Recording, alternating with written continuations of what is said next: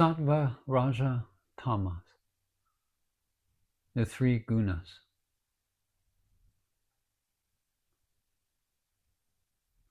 What are the trigunas, the three qualities? Tamas is passivity, Raja, activity, and they are two distinct and separate qualities or attributes, each with a good proportion of the other mixed with it.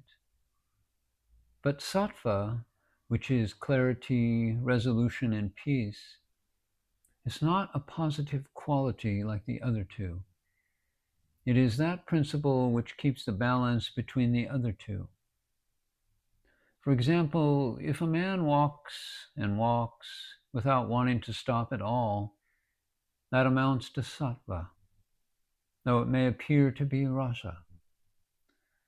Similarly, if a sleeping man, when he wakes up, is inclined to return to that sleep again, despite all kinds of temptations for active life, that is also sattva, though seeming on the surface to be tama. So there is tama in raja and raja in tamas, the sattva balancing the two. If the ego does not come in to interfere, indolence is the reality itself. It may also be said that there is only sattva. When it is divided into two, it appears as raja and tamas.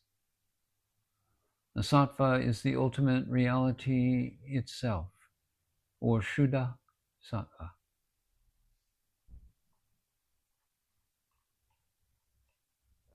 Why did Lord Krishna advise Arjuna to fight and kill, which is considered a sin, and himsa, or violence?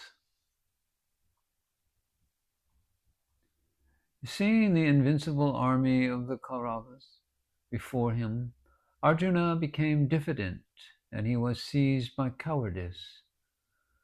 But to save his face and vanity, he fell back upon the two common dictations of morality and justice, and thus tried to evade the battle.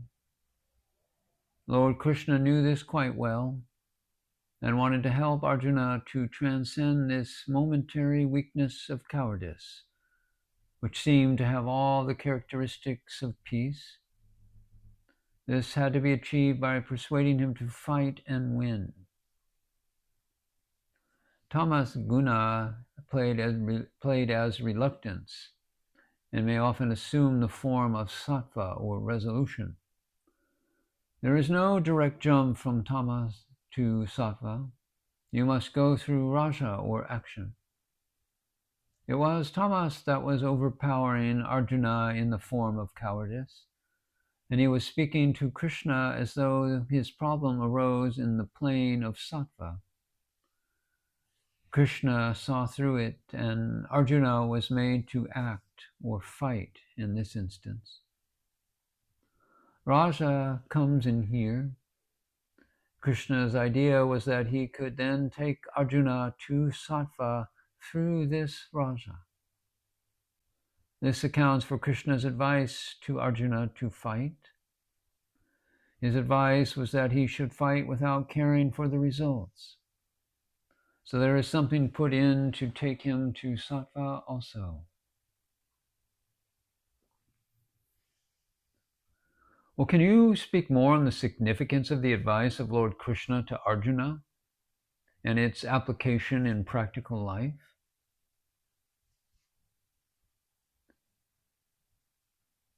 The real object of the advice from the Bhagavad Gita was to show Arjuna the path to the ultimate truth.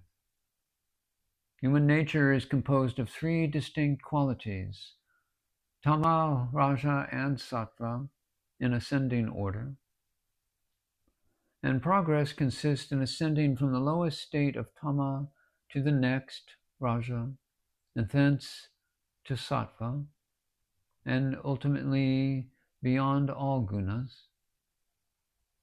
There is no shortcut from tama to sattva except through raja.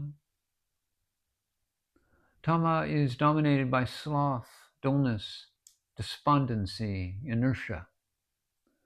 Raja is dominated by the activity of the body and the mind, and sattva by knowledge or peace. Every virtue is supposed to lead one to the sattvic, that is, to the clarifying, peaceful, and resolute. In the lower shastras, the lower texts, tamas is represented by deep sleep, raja by active wakefulness, and sattva by samadhi.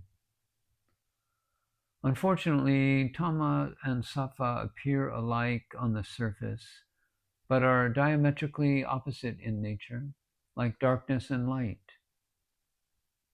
The highest state of sattva or samadhi is attainable only by well-disciplined activity of the mind. This is possible only in the wakeful state and belongs purely to the realm of raja, but inclined more to sattva.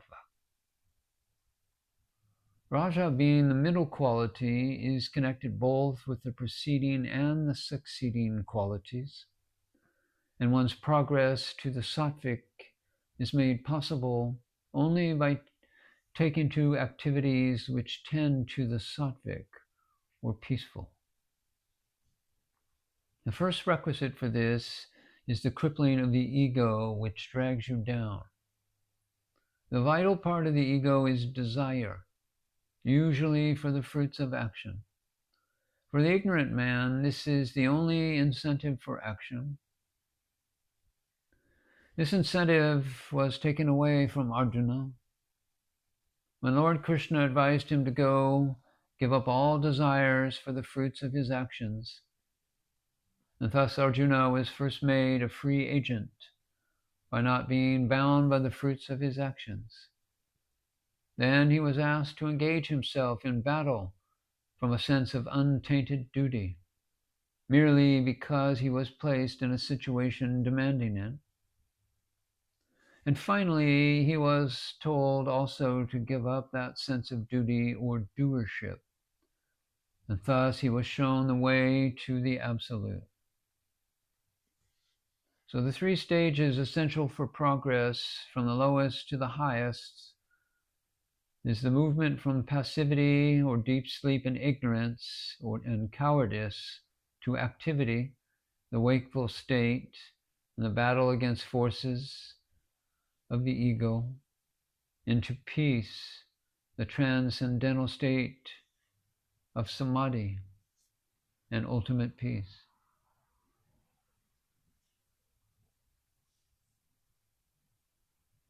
Can you speak of the spiritual values and advice given by Lord Christ and Sri Krishna? And how would you talk about this to the ordinary man? If you act according to Krishna, you are faced with two possibilities and two alone, either to die in battle or to win and not desire the fruits of the victory. In either case, the ego or body idea is considerably crippled, and you rise to that extent in the spiritual ladder. But Christ's advice, as it stands, is often misunderstood and seems ambiguous. It is more likely to be understood by an ordinary ego-ridden man. He might easily pass into passivity either out of strength or out of fear. Nothing is suggested by which the ego can be crippled, without which spirituality is impossible.